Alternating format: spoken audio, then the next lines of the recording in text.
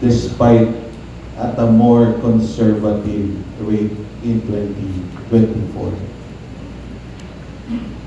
Taking off from the presentation of our colleagues from the PSA, the region's GRDP in 2024 grew at 4.3% from 6.8% in 2023.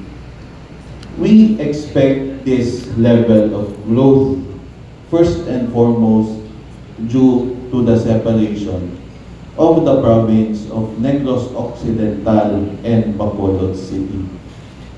Both local governments are contributing a combined share of more or less 40% to the economy of Western Visayas before the passage of the Negros Island Act. Secondly, the tapering of growth is expected after 2023, right after the pandemic's intense rise in growth in 2023.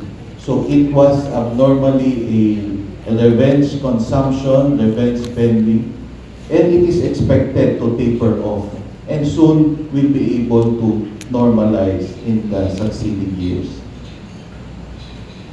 A short history in 2023, before our separation, the region's GRDP was at 7.2%.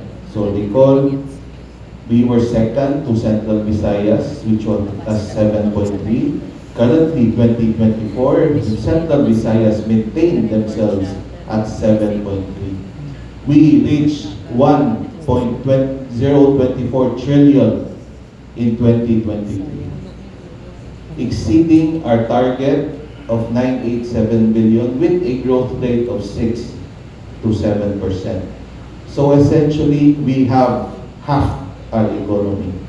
One in Western Visayas, the other half was to NIR.